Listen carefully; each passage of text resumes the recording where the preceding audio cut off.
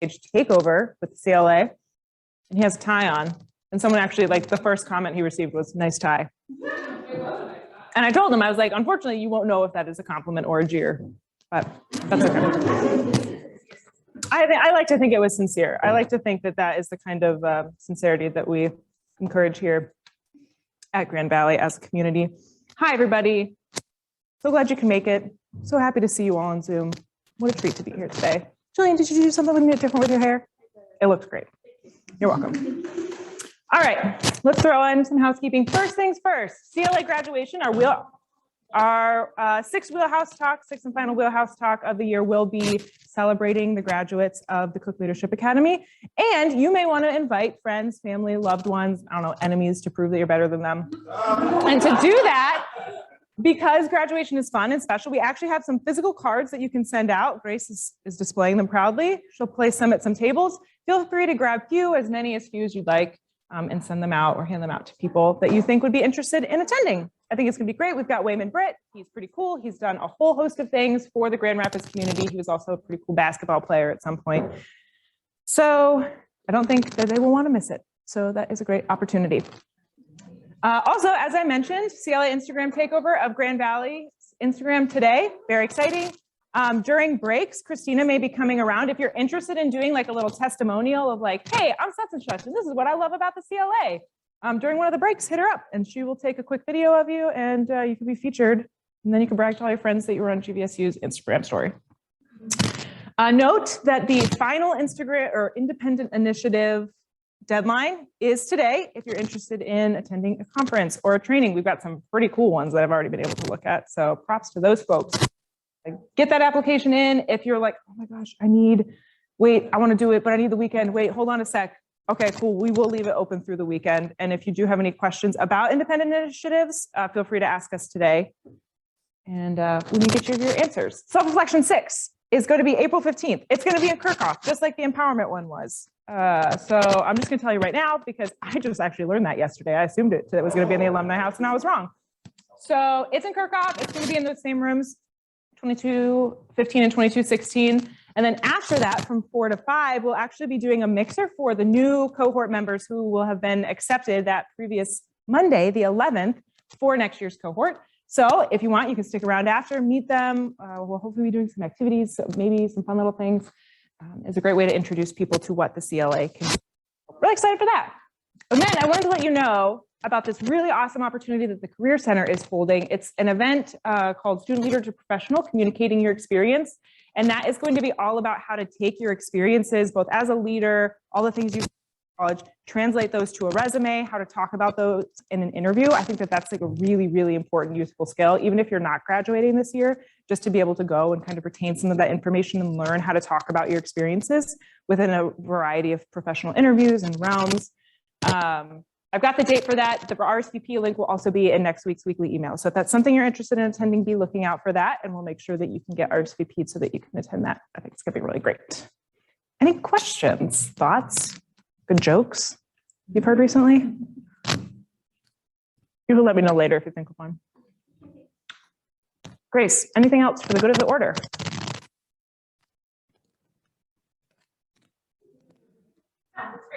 Okay, cool. All right, well, then to start us off, we've got our own Hannah Shorkey. For those of you who have forgotten, we're doing a leader lab today, different from a self-reflection.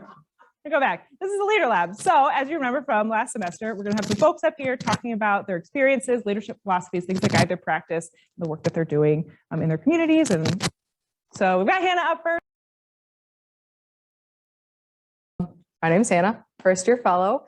And I'm just to start off by saying thank you all for letting me present and talk to you guys today about some stuff that's really important and meaningful to me. I hope that I'm able to do it justice and you guys are able to get something good out of it. So with that, we're just gonna get started. Today, I'm gonna be talking about activist anthropology, human rights, and social change. All right, so just to start off a little bit about how I got here. So I came to college probably like many of you, and I really didn't know what I wanted to do, what I was passionate about. But I was privileged enough to be able to come get my education. And through Grand Valley's interdisciplinary curriculum, I'm a member of the Honors College. So I took a 12-credit sequence, and it was a sociology, anthropology mixed class. And two things kind of happened simultaneously there. I got remarkably angry and I fell hopelessly in love. And when I say that, I started learning about all of these things going on in the world. And I really wasn't happy with a lot of them. We learned about culture, power, inequality, and a lot of the social justice issues that, we see today. And it really can beat you down a little bit, but it also made me really hopeful to see all of these people out here, doing this good work and wanting to make change. And, I decided that I wanted to do something about it too. So I changed my major to anthropology. I said, this is what I'm going to do. I don't really know what it means yet. I don't really know where it's going to take me, but this is what I'm going to do. So what is anthropology? I feel like that's something we kind of need to talk about, because often, when people think about anthropology, it's Indiana Jones digging up bones, doing archaeology, and that's definitely a part of it. But anthropology is a lot bigger than that. It's 4 subfields. So there's archaeology is one of them, linguistics, sociocultural anthropology, which is my emphasis, and biological or medical anthropology. In general, anthropology is the scientific study of humanity concerned with human behavior, human biology, cultures, societies, and linguistics in both the present and the past. So that's a really big definition. And, it's something that's really important to everyone, whether you knew what anthropology was before or not, because it's essentially the study of humanity. And unless any of you guys have been holding out on me, I'm pretty sure we're all human and, a part of that. So as I went on and I started taking these anthropology classes, I started getting more and more frustrated with what I was learning. And I decided to add a human rights minor. Those were the issues that were really interesting me within the major, where I wanted to go. And I came across this idea of activist anthropology. Now, activist anthropology is defined as the practice of collaborative research in action with, typically but not always, socially marginalized people involved in a political struggle. And I came across this idea in the reading of an anthropologist named Nancy Shepherd Hughes. And Nancy Shepherd Hughes was studying poverty in Brazil. And in her time there, she started realizing the culture was practicing something called infanticide. Now, what that means is essentially when there are high birth rates, but a high level of poverty, and families have a hard time taking care of their kids, they had to make very tough choices about which children were getting resources and which ones were not. So if a child was born weaker, it seemed feeble at birth, they often would put it in a room and let it pass away peacefully, because they had to allocate their resources to, the children that had a higher chance of survival. And as an anthropologist in the setting, she was just absolutely baffled with this practice and, her Western values. And she couldn't understand, how that they were creating this entire culture around coping with this horrible thing that was happening. And she decided to interject. And she made a simple solution of like milk and sugar water and would feed it to the children that were left to die. And the anthropological community kind of had a really hard time with this, because the history of anthropology started off a little bit not well with, that idea of colonialism and linear progress, and anthropologists going into these communities that were quote unquote, less civilized and not as advanced, and pushing this idea of progress. So after the discipline began to evolve and decided, we shouldn't be doing this, this is not, what we want to represent, this is not right, the pendulum completely shifted and swang the other way, where it was completely hands off. We are there to learn, we are there to watch, we are there to observe and report, and not to intervene. So this switch back to a kind of middle ground of activist anthropology was, a very controversial place to exist, because where is the line, drawn of that cultural relativism and colonialism, and also, stepping in for these human rights abuses. And that's what really interested me. So I added another major, political science, and that's how I wanted to move forward with my degree. finding a way to turn that education into engagement. So a little bit more about that activist anthropology and human rights in general. So all of these anthropologists came together and they decided there's an issue with the global human rights corpus. So this is what's, all the literature, the treaties, legislation, and everything that makes up human rights, the values, the norms, the laws, and they are Eurocentric and they are not multicultural or inclusive. So this entire global view on human rights is coming from, one perspective of morals, one perspective of right and wrong, of these Western values, and it's leaving out a ton of people. So they said, how can anthropology be used to address this? And they decided, that by, entering these communities to learn and work with the individuals, human rights could actually be situated in a culturally congruent or culturally legitimate framework that allowed a more diverse group of people to, come to the table and create and influence this human rights work. So it really was about working with these communities instead of working for them. So that's where the idea of pragmatic solidarity comes in.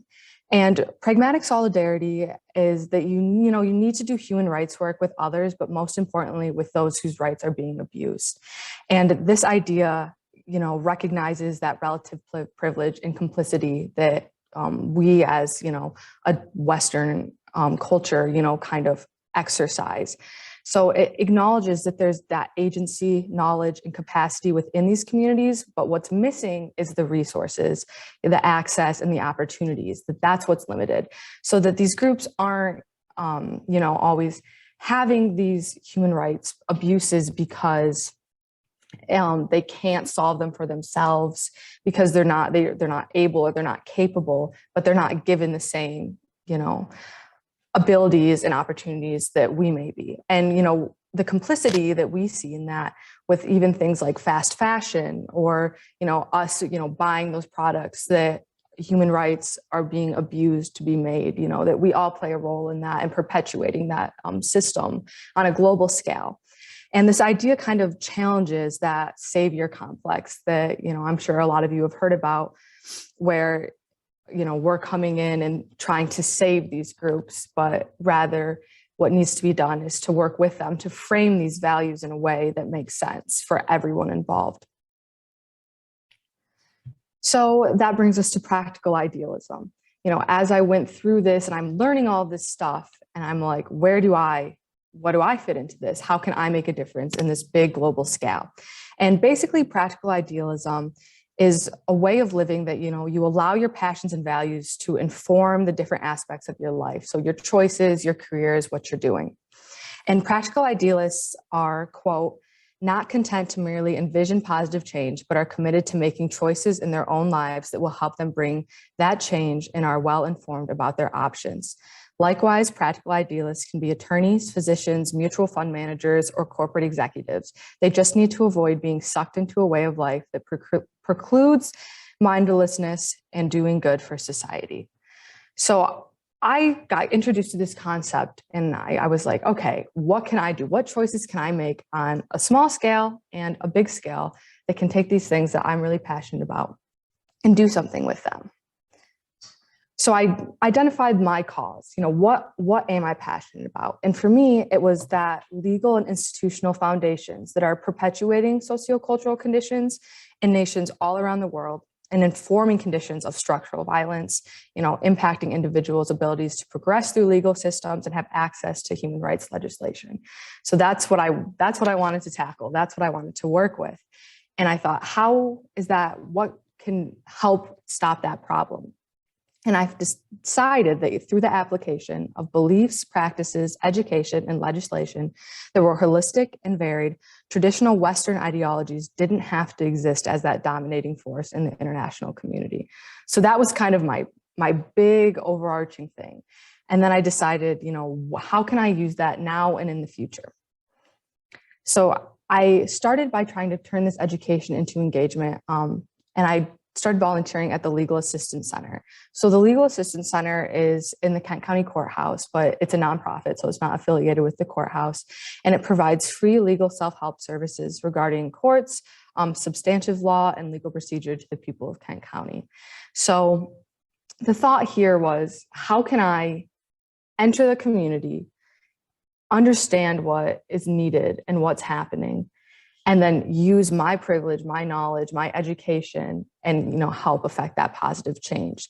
So working with this organization, I've been there about 8 or 9 months now. My perspectives have completely broadened, and I've been able to watch, individuals try to navigate the system that is not made, for them. It's made by lawyers for lawyers. And I've really been proud to be a part of this organization that then works to share the knowledge, build community, and then most importantly, empower individuals to participate in and have access to their own legal system. And then on a larger scale, I'm planning on going to law school, fingers crossed. Applications are in, so we'll see. So that's kind of my next step with this as well. So thinking about all these big, theories and ideas, I kind of situated them in a way that made sense to me with our leadership competencies that we've been talking about. So that idea of practical idealism as social responsibility. What choices can I make that are gonna affect positively the causes and values that I care about? That idea of pragmatic solidarity as empowerment. How can we enter these communities in a way that is effective and gives the people within the communities the ability to make these changes and access to their own culturally congruent human rights. Anthropology in listening, learning, going, talking to the people in which are affected, and not trying to do it from an outside perspective.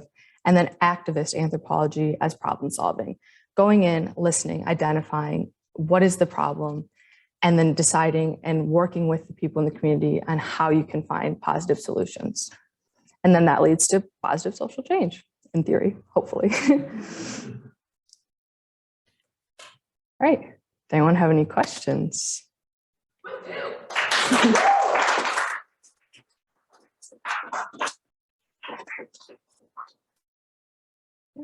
Yeah, go ahead. So that question, but I think they did a really great job of connecting them to our content.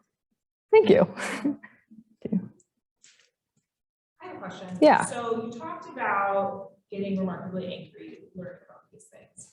What was the process of moving from that learning and anger into feeling like you had a plan? Because you do have a really cool kind of framework for how you this positive social change and how you engage in that for action. So what were the steps of getting to that point? Yeah, I think that for me, a lot of that was finding communities that also had these shared values and beliefs and working towards this positive social change. I think it's really easy to get bogged down in that negativity of this is horrible and this is horrible and this is horrible and feel really overwhelmed because, there's so many things you care about, but you're only one person, and that idea of finding your cause and trusting others to do the same. You find what you can do, what you're knowledgeable in, what you have the skills to make a change with, and then being a part of those communities and finding others who are able to then do so themselves. So you can realize that there's a lot of people out there doing a lot of really good work, and I think it's hard to it's hard to always recognize that. So, yeah. Anything else? Yeah. Considering you're going to law school, I'm doing myself. How do you square wanting to do morally good work with probably being equivalent to that in law school? Yeah. That these jobs which do good work don't pay that. Yeah, that is a big, a big question. A lot of people, when talking to people about going to law school and talking to people who did go to law school, they always say things like, well, work big law for 4 years, make a bunch of money, pay off all your debt, and then you can go do the things that you want to do. And, I don't think it has to be that kind of choice. I think that you do have to be aware and acknowledge that, and you have to, plan your finances. You have to be careful about, the choices you're making in that way. However, I think that you can 100% sustain yourself, by doing things that you're passionate about and that you care about, and not getting always sucked into that bigger system that sometimes we do unfortunately get trapped in. And I think that that's also where it comes into play a lot of just making sure that, the values that you hold are a part of the organizations that you're joining, and just your due diligence in that when you're looking for these, groups to join, because there are a lot of jobs out there with mission statements that might reflect those values that do, are able to pay, what you would need to survive. So I don't know if that answers it, but it is, it is a complicated situation, but yeah, Grace. We have a virtual question on here. We first just tried to upgrade presentation, very informational, especially for leaders love the PowerPoint slides. Thank you. He then asks, what do you plan to do and accomplish with your law degree? And then again, just to emphasize well presented and well prepared.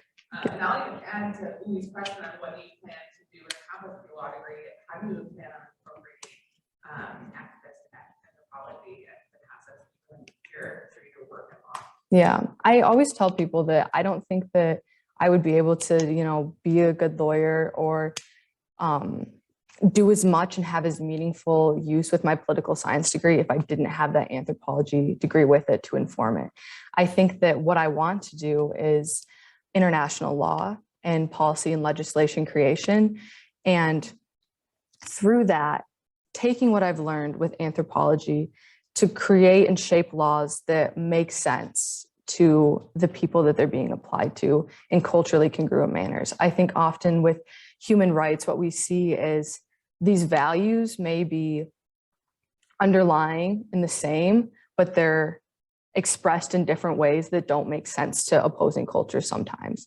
So being able to take the underlying value and goal of human rights and applying it into legislation that makes sense to the group of people in which it's being applied, if that makes sense. So ideally, I would love to work for, the UN or international organizations using that law degree to kind of shape global human rights policy. So, yeah. Yeah, Hannah. Do you have any role models or authors or books or organizations that you closely follow that you would recommend keeping up with? Yeah, well, Nancy Shepherd Hughes, like I said, was a big initial influence who really kind of put this idea of activist anthropology into mainstream anthropology. So she was a big one, and she's a professor at UC Santa Barbara. Some of the practical idealist quotes that I had used are from, the book is called Practical Idealists, Changing the World While Still Getting Paid, I believe is the full title. And it's the authors Wilson and Wilson et al. And that has been, it's a phenomenal book that talks a lot about that. So I'd recommend that for sure. I know that Paul Farmer, he was a medical anthropologist who did a lot of human rights and activist work, and he has some great books as well. So, yeah. Yeah, go ahead. Yeah. What do you think is the role of language competency in activist anthropology? Do you think you need to know Afrikaans or something to go and help people in Africa? Or? Yeah, I think that it's okay to not know, to not know always the language of the, the group that you're going to help, or I don't want to say that, not that you're going to help, that you're going to work with. But it's important to try. It's important to make an effort and to understand and to choose your words intentionally. And I think that that's where linguistics and in activist anthropology is really, really important, is that intentional word choice. Even you just saw me do it there, to say, to go help, that's can be damaging, very damaging. And just even when you see it in different areas, depending on whatever, group that you're working with, if it's, refugees, and how are you saying illegal immigrants? Are you saying aliens? Or, I think that words are very, very powerful. So it's really important how they're used as well. So. Curious to know how you feel like as a collective, this field is doing. Like, do you think that it's doing well? Do you think that, what are some of the like things that are going well in this field, and some of the areas that still need support? Yeah, I think that it's a growing field. And like I said, like Paul Farmer, he's one of the more well-known. I know he just recently passed away.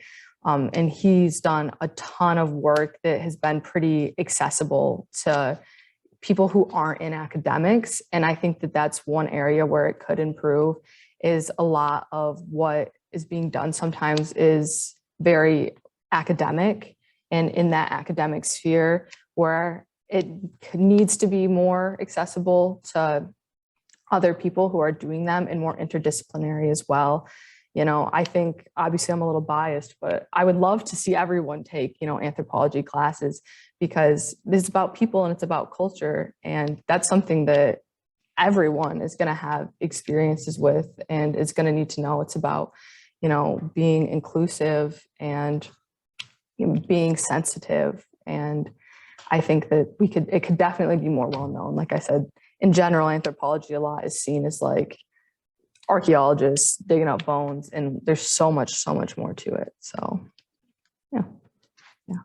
For individuals that are outside of, you know, what we presented to after presentation, what is maybe one like specific message that you would want to provide with us to maybe share with, you know, someone outside of this space, if we were to, you know, continue to kind of cause that ripple effect for some of the things that you shared with us today? Yeah, I think for me, a big practical like application that you could share would just be to be mindful of perspectives that exist outside of your own. So that's why it's really important to collaborate and have those diverse voices at the table in whatever you're doing. An example that I can think of off the top of my head, last summer, I did an internship at Grand Valley's Water Resource Institute, and it was like a biological water marine biology type thing. That's something that I had absolutely no knowledge in whatsoever. And I was there and I was talking to the director of the center, and we were sitting outside, and he was like, one of the biggest accomplishments I have at this center was getting dune grass put in here, like that really long, shaggy grass instead of just like, you know, manicured lawn. And I was like, dune grass, like you've done so much, he's published so much. I was like, you're the dune grass? And he's like, well, when, you know, Grand Valley or, you know, City of Muskegon or whoever was trying to build this building, you know, they tried to put in just regular grass. And that's actually really, really damaging to all of these water ecosystems that are, that the building was like kind of like on a little point. So there was the Muskegon Lake around it. He's like, it's really, really damaging to all of these ecosystems. And it would have been like really detrimental, and it would have really hurt the environment. And I would just like blew my mind, because I was like, I never would have thought of that. You know, if you go on and you're like a city planner or an architect or someone, and you're like, okay, making a building, putting in grass, you know, but if you don't talk to those people that are involved in that community, you would have never known all of the detrimental effects that this one policy choice could have made. So I think that for me, that was really eye-opening, and kind of goes to that point of, you know, it's really, really important to include all of these outside perspectives in those things. So, yeah. All right.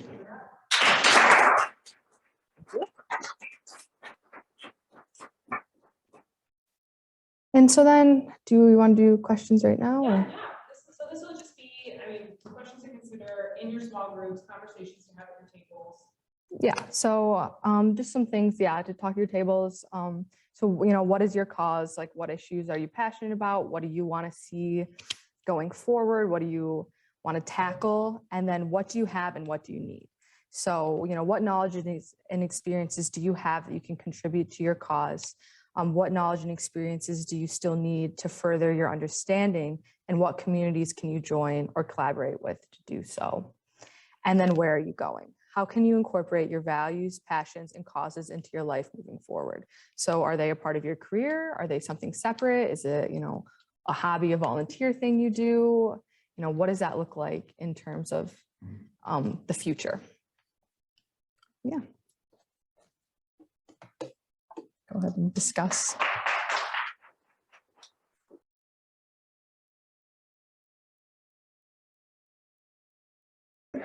Can you hear me on Zoom? Oh, I went ahead, my bad.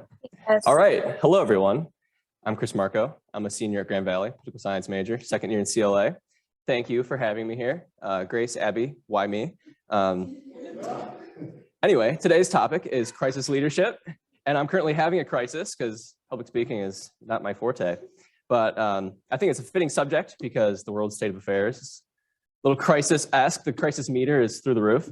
And as the next generation of leaders, I think we need to prepare ourselves for these crisis situations. So when they arise, we know what to do and we're confident in that situation rather than crumbling. So before we go any further, I want to brainstorm with you guys and have you guys just throw out some characteristics you think a crisis leader should have. What are some good characteristics of a crisis leader? Don't be shy. Patience. All right. What else? Just keep shouting them out. Composure. Oh yes, definitely adaptable. Rational. Very good. Oh my goodness, I can't spell today. Patience, composure, adaptable, rational. I like these. Any others? Assertiveness. Forgiving. I love that. That's really good. Forgiving.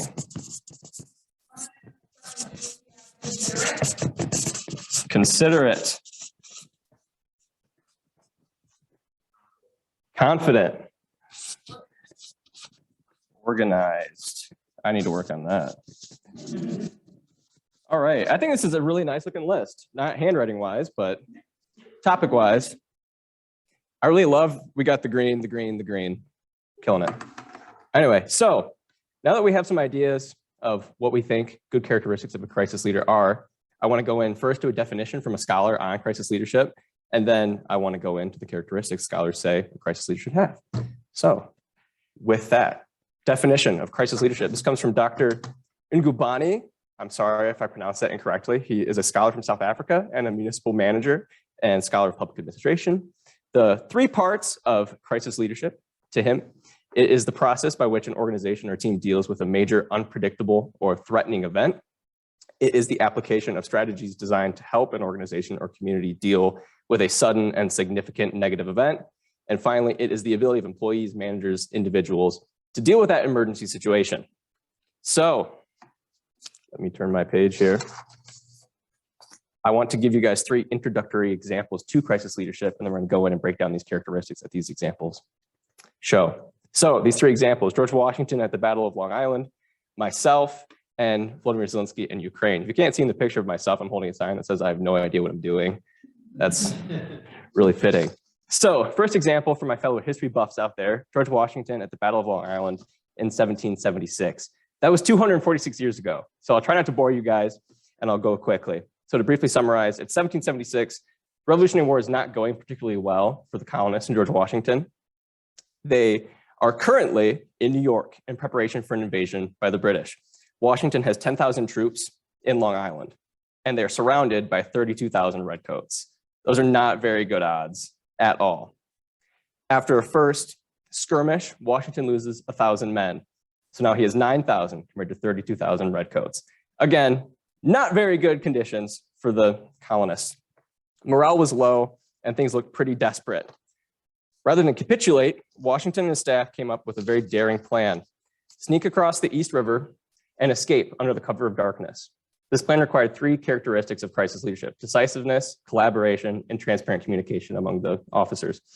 As morning rose on August 29, 1776, British forces prepared to mop up the remaining colonists, and as they arrived in Long Island, found that they had vanished without a trace. Thanks to Washington's quick thinking, collaboration with his team, and transparent communication throughout his change of command, they were able to avoid this crisis and handle it successfully. Moving on to my next example I want to discuss is Vladimir Zillinski and the war in Ukraine, which is much more relevant and present today, and I'm sure you all have heard about this in the news. Much like George Washington, Vladimir Zillinski has faced seemingly insurmountable odds against overwhelming Russian forces. Ukraine is currently facing a major crisis, and Zillinski is at the helm as their leader. Hence why I said the ship is sinking and you're the captain. So President Biden offered to evacuate him from Ukraine. But instead of running to safety, Zillinski has chosen to put on his body armor and remain in the midst of the fighting. The key characteristic I want to focus on here is that Zillinski is displaying a lead from the front mentality. He's staying with his people and he's boosting morale. And this has a profound effect on those people around you. Many media outlets are attributing Ukraine's fierce resistance as a direct result of Zillinski's presence on the front lines. Then my third brief example is myself. And I can't say that I've successfully moved an entire army to safety or been in a war zone or anything like that, but I hope giving you a college example is a bit more relevant for most of us here today. So while crisis leadership may appear less grandiose on a collegiate level with me, it still exists. And through this example, I want to highlight that situation, this dynamic that maybe you can think about in your own life. So during my first 2 years of college, I was in a fraternity and served as the family relations chairman. So I was tasked with planning family barbecues, sending emails, answering phone calls, and other seasonal events. Just be the face of the fraternity for mom and dad. Of course, they chose the baby face. But so I know my crisis sounds a little trivial when I explain it, but I'm just going to say, to me, this was a big deal. As a sophomore in college, I didn't want to let anybody down. So I tried really hard to plan this family barbecue in the fall. It was around a football game, and I organized a committee, I coordinated our efforts, and then disaster struck. About an hour before the families were supposed to show up, we found out that the member of our committee who had signed up to pick up hamburger buns and ground beef had unexpectedly left town without saying a word. I know, typical frat guy, I know.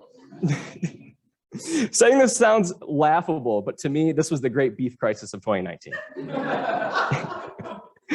Families were supposed to arrive within the hour, and we needed enough buns and burgers to feed over 100 people. So we needed to act fast. As the leader, all eyes were on me to figure out what to do. This is where providing transparent communication comes into play. Gathering my team, I had to be honest, the meat was missing. As the leader, I took full responsibility for this lack of oversight and coordinated our efforts to buy the needed supplies. By acting quickly, admitting to the mistake, and coordinating a response with my team, we were able to get enough ingredients to pull off the barbecue without a hitch.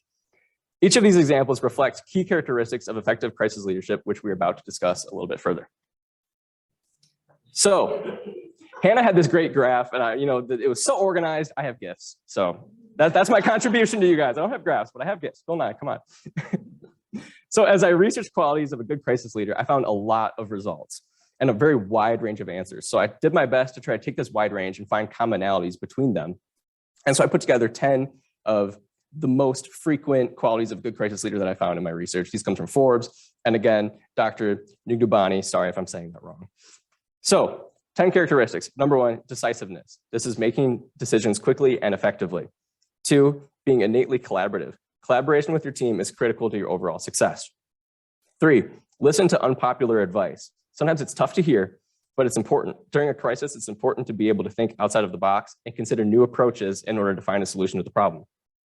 4, professionally humble. Leadership should never be about personal accolades or praise. Keep ego out of the equation and stay humble at all times. Successful leaders are dedicated to helping others, not themselves. 5, be intellectually versatile and curious. This ties in with being able to listen to unpopular advice. In a crisis situation, sometimes you may find yourself having to do something that others may deem radical. Being able to think outside of the box and consider new approaches is paramount in overcoming a crisis. Next, be prepared to admit mistakes. Let's be real, everyone makes mistakes. As a leader, it's imperative that you have to be ready to admit these mistakes to your team when they occur. Be honest, be open, tell them what went wrong, and build from that. Don't let a mistake tear you down. Rather, use it as a means to jettison yourself and your team forward. Next, empathy. I'm confident that this is one of the most foundational elements of a successful leader. Being able to understand, share, and recognize the feelings of those around you is huge in life and in leadership. Next, provide transparent communication. What I like about these 10 characteristics that I have is that they all seem interconnected in a way, and they build off of one another. Transparency as a leader is vital for success, especially during a crisis. Briefing a team on the challenges you currently face and then leading them on to brainstorm solutions is greatly beneficial. You should work to build trust from the top down whenever you lead a team or organization. Next, as a leader, you need to be a morale builder. Your team will look to you in times of crisis to be a steady source of positivity. This doesn't mean lying to them and make the situation, look better than it is. But remaining positive and working to keep up morale is a key part of crisis leadership. This can come in a variety of ways: personal interactions, communication, humor, calm behavior, and much more. By exhibiting these characteristics, a leader is able to keep their team focused and driven to overcoming difficult challenges. Next, lead from the front.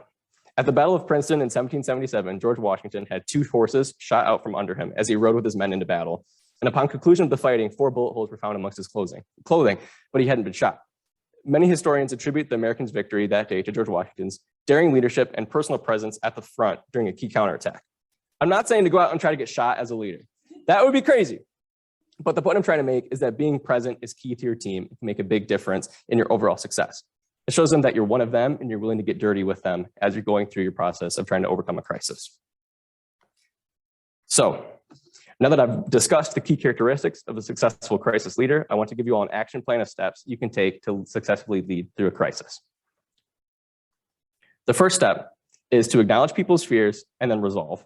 Encourage them to have resolve.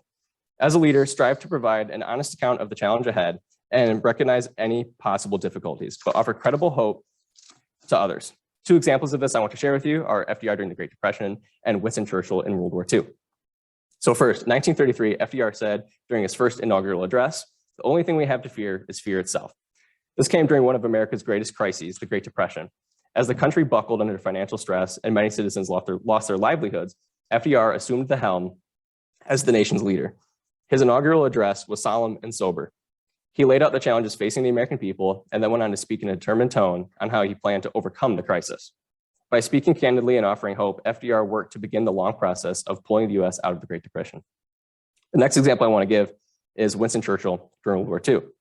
He inspired the British populace to hold fast against an onslaught by Nazi Germany and refused to surrender despite seemingly insurmountable odds. Like Roosevelt, Churchill was candid with his followers and wasn't afraid to be honest about the difficult challenges ahead. Churchill also was an expert motivator, and despite the dire circumstances, served as a beacon of hope and determination that would see Britain to victory in World War II. The next step for success in crisis leadership is to give people a role and a purpose during the crisis. I'm sure we've all felt helpless during a trying time at some point in our lives. Good crisis leaders mitigate this feeling of purposelessness by continuously giving a team direction and tasks, no matter how small they seem. One of the greatest examples of crisis leadership I've ever encountered comes from the 1914 Antarctic expedition of Ernest Shackleton and the HMS Endurance. The goal of this adventurer and his crew was to land on the continent and become the first to cross it. However, in 1915, the ship froze in icy waters, and the mission became one of, not to be ironic, endurance and survival. The crew camped on the ice until the vessel was crushed by moving ice floes, stranding them. After months living on the ice, the men took shelter on a barren island where Shackleton himself led a party of 5 men on a lifeboat to seek help. Despite harrowing circumstances, the entire crew of 27 men was rescued in 1916 and returned home to England. This tale stands out to me as one of exemplary crisis leadership because Shackleton and his men displayed all the characteristics that we discussed earlier today.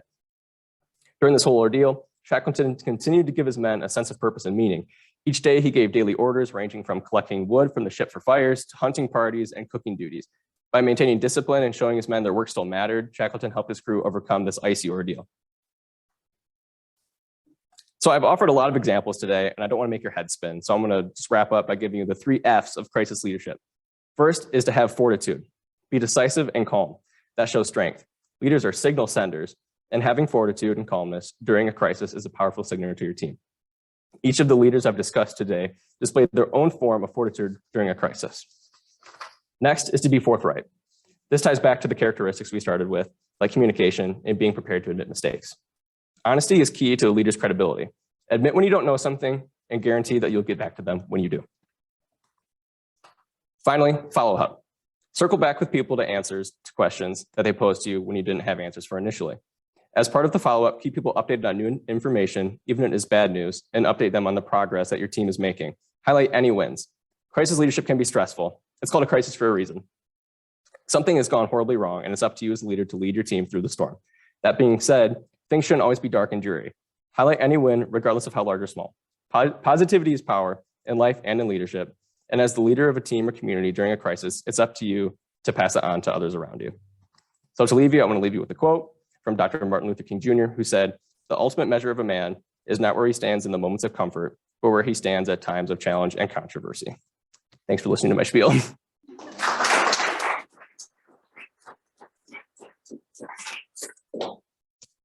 Questions? I was just wondering what you thought about what advice would you give to all of us as we're kind of all in crisis management at this point? You know, our world's Yeah. kind of falling apart, and especially since we're you know, this generation of, you know, the upcoming adults and the future leaders and such. How can all of us take a role in crisis leadership on a global scale? Yeah, I think each person has a part to play in that, you know, global crisis. And one thing I would recommend is, I know the world looks crazy right now and it's kind of on fire in a bunch of different ways. And don't stretch yourself too thin trying to attack global issues. So as one leader, try to do what you can to organize people in your community to make an impact at a local level, and then build that community to then a bigger level and a bigger level. So each person has a part to play in solving these global crises by doing what they can at home and stretching that abroad and further out. Yeah. Anybody else? I'm curious, how do you feel like you can practice these things, both what we talked about, you know, written up here, and also the definitions that you gave in times of not crisis, which I will agree that we're always kind of some sort of like weird pseudo steady state of crisis. But how can we practice those things outside of the crisis? Yeah, I think especially looking at our list, which is a great list, it can come down to just making decisions on a daily basis with your team or on your own.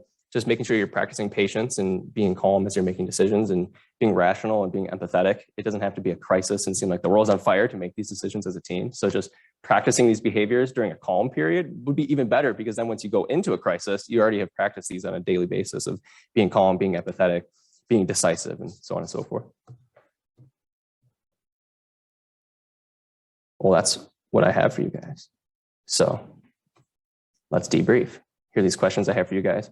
Don't feel necessary to answer all of them, but just whatever your group decides to chat about. What challenges do leaders face in a crisis? Think of a time when you are proud of how you handled a crisis, what went well. What are some ways you can incorporate the skills of crisis leadership into your own life and leadership? And do you ever find yourself struggling as a leader during a crisis, and how can you change that?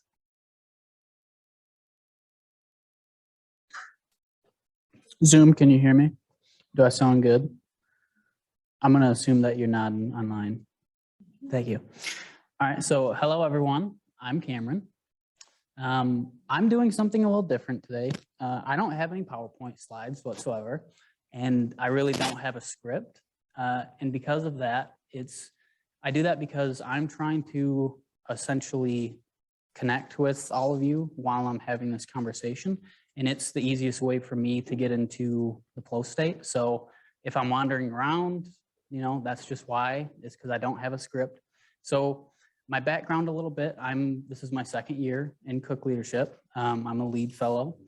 I've been at Grand Valley for 10 years now. I came here in 2012 for my undergrad, graduated in 2016, started grad school, took a bunch of classes, and this is essentially my story of self-care. So let me rewind a little bit. 2 weeks ago, after we were doing interviews, Abby came up to me if I would be willing to do a leader lab. And she said, would I maybe want to do something about self-care? And the way I answered was, I'm gonna have to think about it. Give me a day, because I honestly didn't know what I can contribute to self-care. I didn't think that my story was really about self-care, but after getting some time to think about it and think about what I want this presentation to be and how I want it to have an impact on all of you, and not just like myself, but I want it to affect your actions, your behaviors, your thoughts going forward. So a little bit more about me. I'm from West Michigan, from a town about 45 minutes away. I grew up there my whole life. I did not have the best childhood. And because of that, I have very bad anxiety.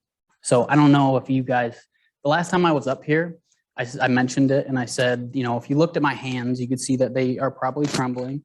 Or if I like took off my sweatshirt, I probably got really bad pit stains or something like that. But so I'm a very anxious and nervous person. And that stems from what essentially was a cycle of trauma throughout my life, starting very young, about 3-4 years old, going all the way up until about 17 or so. So throughout the course of my life, I was a victim of some child abuse. I had very difficult parents. I have a lineage that is actually, it fills me with, I think shame is the right word. So many of you may not know this, but my last name, Jowers, if you go in online and you type that name, not one of the first one that comes up, but a very powerful one that comes up is a guy named Lloyd Jowers.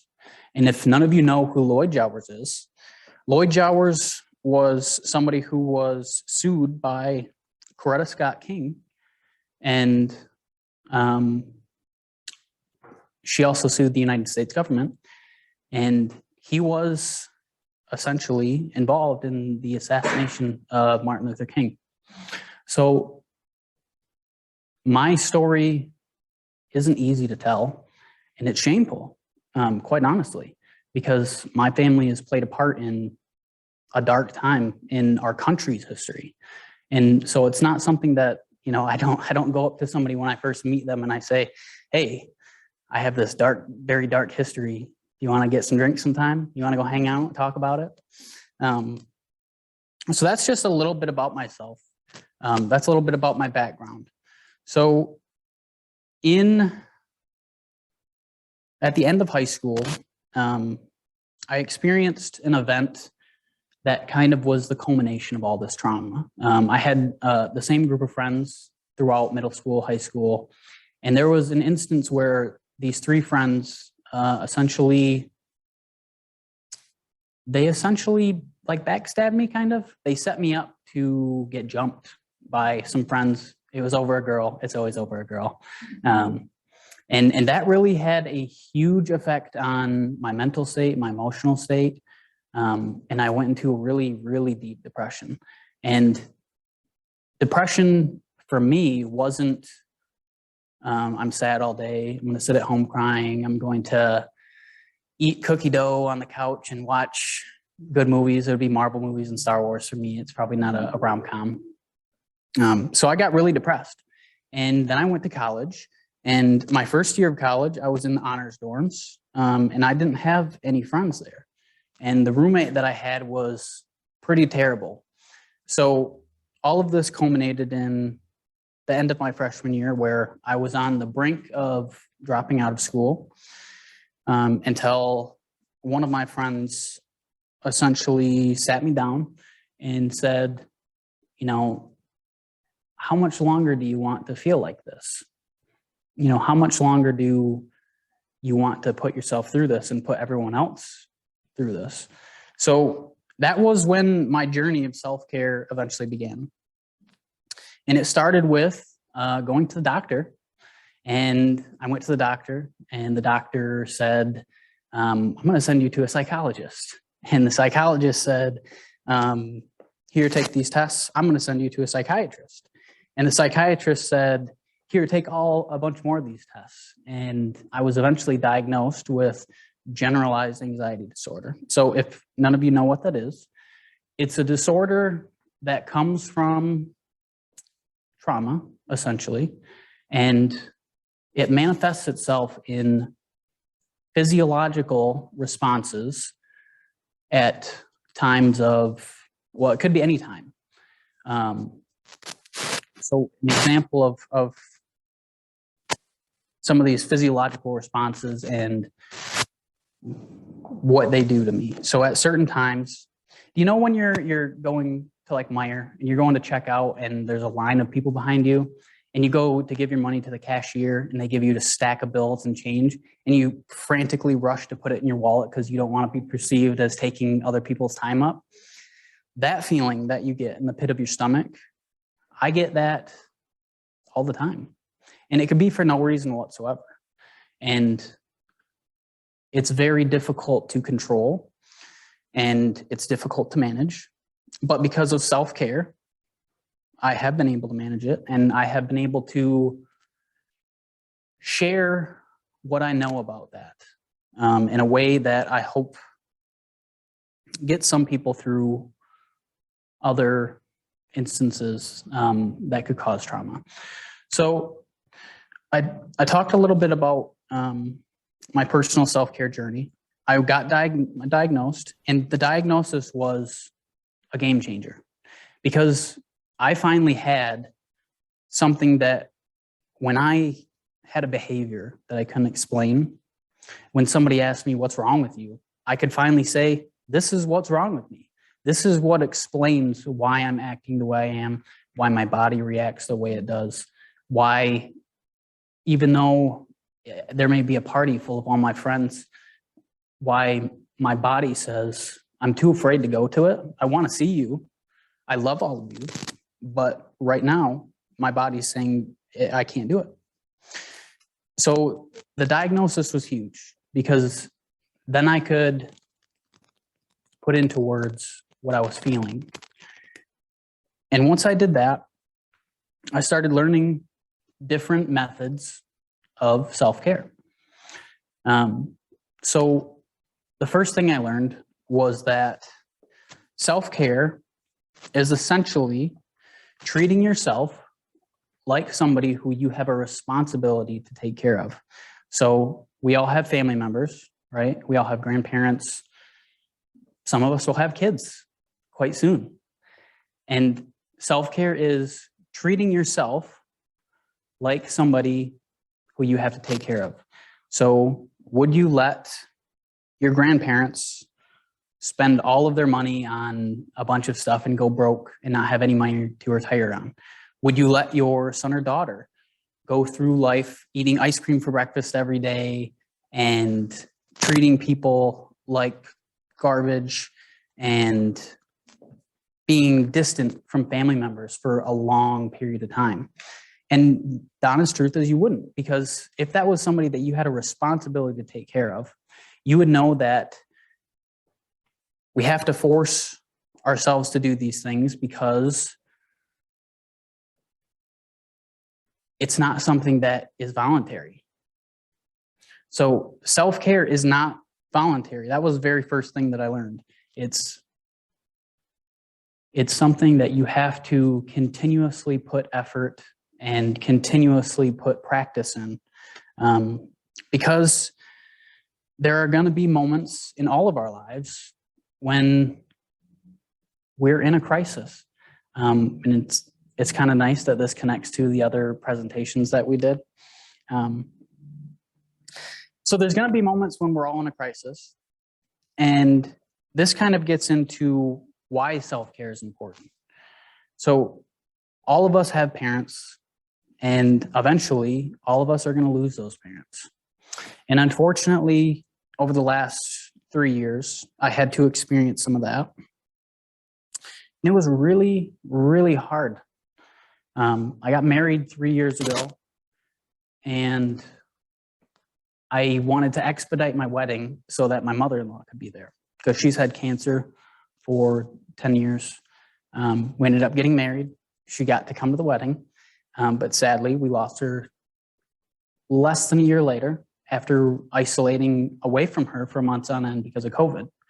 So at that point, my family and myself, my in-laws, we were so broken and so sad. And I know that these things are going to happen to all of us. You know, we're going to go through moments in life where we don't have control over the events that happen. And the thing about self-care that relates to these moments where we have no control over the situation, there's a word that kind of describes that, and that's vulnerability. And why is vulnerability important? Vulnerability is essentially showing up when you have no control over the outcome. And how does that relate to self-care? So it relates to self-care because vulnerability builds courage. Vulnerability creates hope. And hope is the second part of self-care that I want you to take away. The first, self-care is treating yourself like somebody who you have a responsibility to care for. The second is hope. Self-care is about hope because hope is more than just positivity. Because positivity is, this is good. I don't know what's going to happen. Hope is, I don't know what this is, but it's going to get better. And that's the key to self-care, is that hope. Because when you have that hope, you can plan for the future and you can create goals and you can look at yourself and say, regardless of what I go through, I'm going to be able to pull through the other side. So a little bit more about how we practice self-care and a little bit more about why it's important. Self-care is about being a leader when we don't have the capacity to be a leader. So I'm gonna tell you an example, give you a little story. When my mother-in-law passed away, let's rewind. Back when I was in therapy, my therapist gave me a tool to combat my anxiety. And the tool was this: get a journal, and you're going to write in that journal, in 5 years, if you did everything that you need to do to accomplish your goals, what would your life look like? And then after that, in the same journal, you're going to write down, if you didn't do anything that you need to do, and for 5 years, what would your life look like then? The first exercise gives you hope.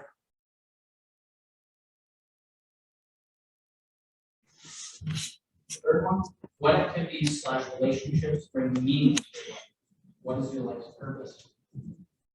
Fourth, how are you censoring what you really think you feel? Do you feel safe to share your authentic self with your family, friends, employer? What impact do you have on the people around you? How does your own self-care affect those within your inner circle? And the last one, have you thought about your own mortality and that of those you love? Who do you want to be when crisis strikes? Why? So I will let you all chat about that, and I'm sure it's going to be a very lively, enjoyable conversation. But yeah, that's all I got. So thank you.